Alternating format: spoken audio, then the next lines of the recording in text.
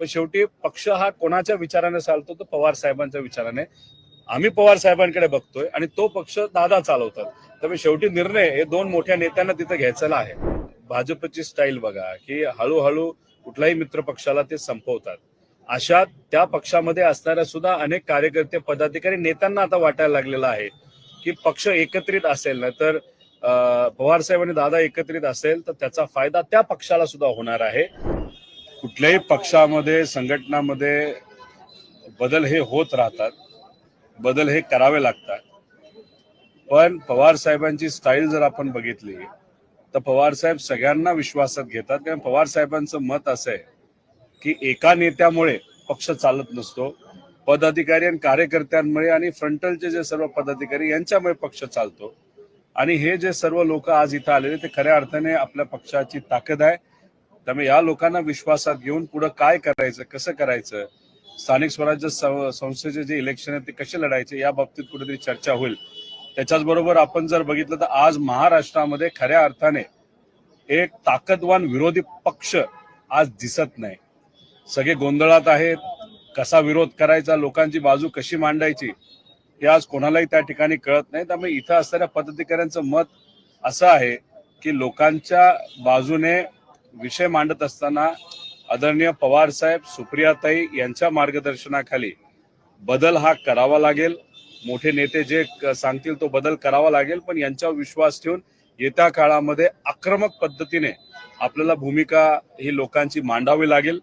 कुठेही या महाराष्ट्रामध्ये चुकीची गोष्ट घडली तर खऱ्या अर्थाने लढण्याची ताकद कोणामध्ये असेल तर या सर्व पदाधिकारी कार्यकर्त्यांमध्ये आहे.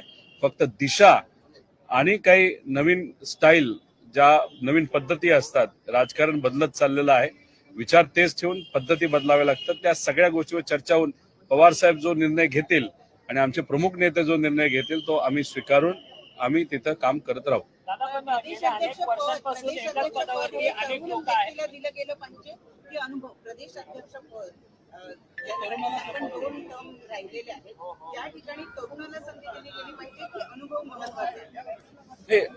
आमच्या सगळ्यांचं मत असं आहे की कुठं ना कुठंतरी आता हे जे सगळे फ्रंटल सेल आहेत त्याच्यामध्ये काहींची जबाबदारी ही बदलली पाहिजे, काहींना प्रमोशन दिलं पाहिजे. म्हणजे बघत असताना राज्य त्यांनी आता बघितलेलं आहे, अनेक राज्य आहेत आणि आपला पक्ष हा रिजनल पक्ष झालेला आहे.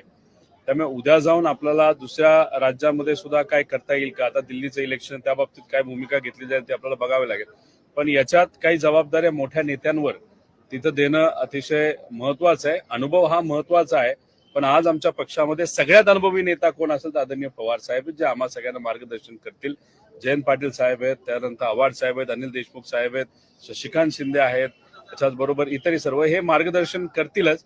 पण याच्यामध्ये माझं एक मत आहे की संघटनेमध्ये गेल्या 10-15 वर्षामध्ये ज्या व्यक्तीने काम केलेलं आहे आणि ह्या सर्व मोठ्या नेत्यांबरोबर केलंय, पवार साहेबांच्या मार्गदर्शनाखाली केलेलं आहे, अशा एका व्यक्तीला जी कुठली जबाबदारी आहे आणि ह्या सगळ्या नेत्यांनी यांना मार्गदर्शन करून अख्ख्या देशामध्ये कुठेतरी लक्ष देण्याची जरूरत आहे. त्यामुळे अनुभव महत्वाचा आहे. पण संघटनेमध्ये ज्यांनी काम केलेलं आहे अशा व्यक्तीला जर कुठली प्रमुख जबाबदारी दिली गेली आणि त्याच्यात या सर्व नेत्यांचा मार्गदर्शन त्या कार्यकर्त्याला, पदाधिकाऱ्यांना, सामान्य कुटुंबातून एखादा असेल तर त्याचं स्वागतच सर्वजण करतील. पण निर्णय शेवटी पवार साहेबांचा.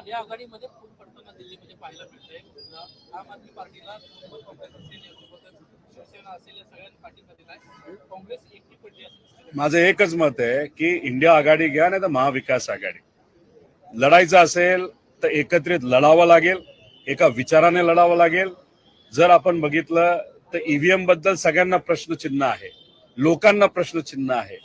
पण खरं तर पार्लमेंटमध्ये सुद्धा हा मुद्दा काँग्रेसकडनं धरून ठेवायला पाहिजे होता, जो काँग्रेसने तिथं पार्लमेंटमध्ये धरला नाही. आणि अनेक लोकांच्या मनामध्ये शंका आहे, काँग्रेसमध्ये सुद्धा आहे. त्यामुळे महाविकास आघाडी ते इंडिया ब्लॉक एका विचाराने लढण्याची जरूरत आहे. सगळ्यांना असं वाटत असेल आम्हीच मोठा पक्ष आणि आम्हीच सगळं सर्वस्व, तर मग कुठलीही आघाडी तिथं चालू शकत नाही. त्यामुळे मला असं वाटतं की काँग्रेसच्या नेत्यांनी सुद्धा, शिवसेनेच्या उद्धव ठाकरे साहेबांच्या नेत्यांनी सुद्धा आणि आमच्या पक्षाच्या नेत्यांनी सुद्धा एकत्रित बसून काय दिशा ही आधी ठरवावी लागेल आणि त्या पद्धतीने काम करावं लागेल. उगाचच आम्ही एक आहोत पण वेगळ्या पद्धतीने आतली भूमिका आपण घेत असू तर ते योग्य ठरणार नाही. त्यामुळे कुठेतरी क्लॅरिटी असण्याची जरूरत आहे.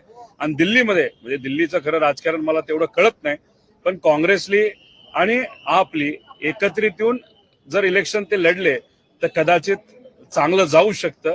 उगाच आपले उमेदवार पण उभे करायचे आणि आपली पण उभे करायचे आणि दोघांनी अप्रत्यक्षपणे भाजपचाच जर फायदा करायचा ठरवला असेल तर त्याला आपण काय करणार. धर्माराव बाबा आत्राम म्हटलं की दोन्ही पवारांनी एकत्र आलं तर चांगलं होईल आणि एकत्र येणं ही काळाची गरज आहे असं धर्माराव बाबा आत्राम म्हटलं. त्यांच्या वक्तव्याकडे कसं हे बघा, अनेक लोकांचं मत आहे की पवार कुटुंबाला एकत्रित अनेक वर्षांपासून त्यांनी तिथं बघितलेलं आहे.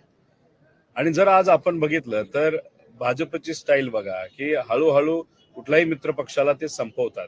अशा त्या पक्षामध्ये असणाऱ्या सुद्धा अनेक कार्यकर्ते पदाधिकारी नेत्यांना आता वाटायला लागलेलं आहे की पक्ष एकत्रित असेल ना तर पवार साहेब आणि दादा एकत्रित असेल तर त्याचा फायदा त्या पक्षाला सुद्धा होणार आहे. आणि इथं असणाऱ्या कार्यकर्त्यांना सुद्धा काही कार्यकर्त्यांना वाटतं की एकत्र राहिलं तर फायदा होऊ शकतो.